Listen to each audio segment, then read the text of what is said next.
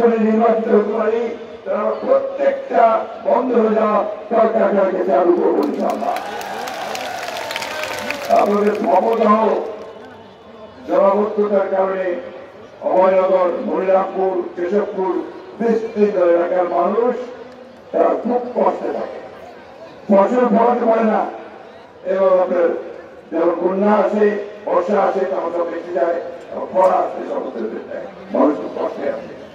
আমরা আমাদের এইটুকু বলতে পারি যে আমরা ক্ষমতায় আসলে আমরা স্থায়ী সমাধানের জন্য বিশেষজ্ঞ ও স্থায়ী স্থায়ী সমাধানের ব্যবস্থা করবো ইনশাআল্লাহ।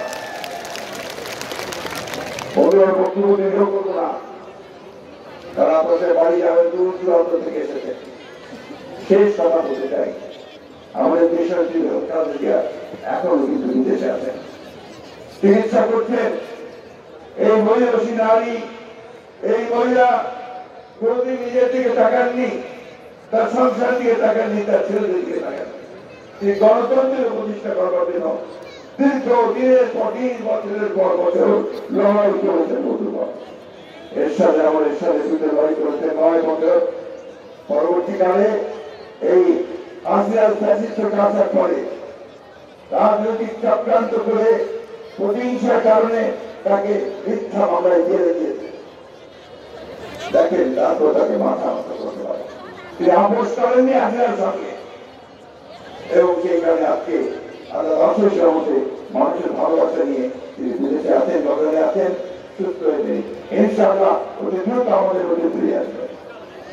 আমি আজকে আমাদের ভারতের তারেক রহমান সাহেবের কাছে আজকে আহ্বান জানাতে চাই, আপনি দেখুন এই যে মানুষ এসে সমস্ত অসৎ, তারা একটা জিনিস চায়, কি চায়, আপনাকে তাদের সামনে দেখতে চায়, দেখতে না আমরা তারেক রহমানকে সামনে দেখতে, আমাদের নেতাকে আমরা সামনে দেখতে চাই না।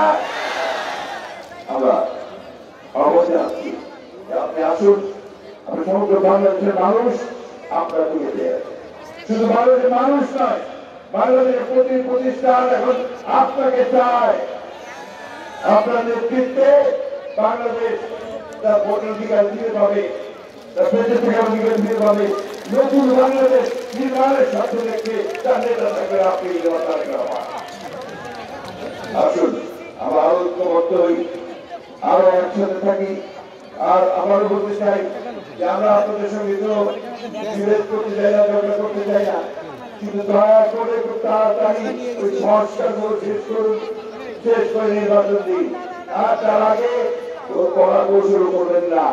কোন স্থানীয় নির্বাচনের আগে হবে না। বলতে পরিষ্কার করে জানতে চাই, এই দেশের মানুষ আগে সংসদ নির্বাচন চায়, তারপরে তারা স্থানীয় সরকার নির্বাচন।